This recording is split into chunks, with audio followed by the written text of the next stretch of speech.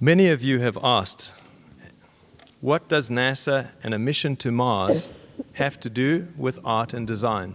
We heard the comments earlier from Stefano, Abigail, and Maria Federica. They're asking the same question. My answer, in short, many things. It can be argued that art determines the way we see the world. How then can science be influenced by what artists do? The question would not have been asked during the Renaissance, as Stefano mentioned, when art and science were only a means to an end, exploring and understanding our human condition. Galileo and Caravaggio, who were contemporaries, or Leonardo before them, made no separation between art and science. More specifically, they embraced the symbiotic nature of these two disciplines to more fully understand how things work. Caravaggio's excitement to find new forms of representation, his perspective in painting, led him into the world of lenses.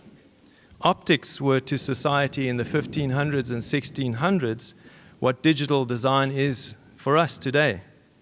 A vast developing technology that was revolutionizing perceptions of the world.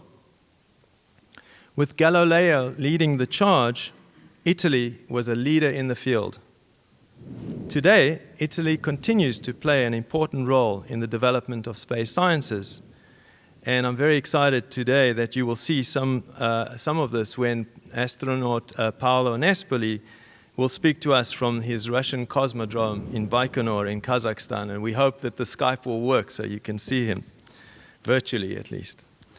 Today's speakers will be sharing their own explorations with a consideration for how collaboration between artists and scientists can lead to unexpected or otherwise unobtainable results and discoveries. They have been specifically invited because they collaborate with artists and designers and scientists to convincingly demonstrate how beneficial teamwork can be and how this creative process is today being revolutionized. This symposium is intended to show the important role that artists and designers can play beyond the confines of tradition, in some ways to redefine the spirit of the Renaissance and the explosion of ideas. Our conversation begins with the premise that the two often disparate disciplines, art and science, can merge in this powerful admixture of ideas and possibilities. And it is safe to say that there's no such thing as a wholly original idea. It comes back to the teamwork. But there is such a thing as unique combinations, and I think you'll see some of that today. After each speaker has presented, we will have an opportunity for them to join us here on the stage. The seats are ready for them. We're calling it a roundtable discussion. I don't see any round tables, but we do have special guests with us who we'll hear more about from later. And we will use this opportunity to ask questions of them, and you are asked to participate. We really welcome your questions, and if you would like to hand in some questions on a note to our ushers or to our front desk, I would appreciate that, because we really want to have an interactive conversation with you, and I'm sure you'll have lots of questions. And then this afternoon at 3:30, I invite you to our very own Palazzo dei Cartelloni at SACI, where we will have these biosuits on display so you can get up close and personal. We will have the famous Ferragamo invisible shoe and display and sandal on display in our gallery space. We wanted that to be also a symbol of innovation and in 21st century fashion. An extraordinary creation that was a celebrated shoe and sandal of its time. We will have a specially choreographed video about Galileo in Florence and Galileo's role to our building, Palazzo dei Cartelloni. And the video will explain that to you.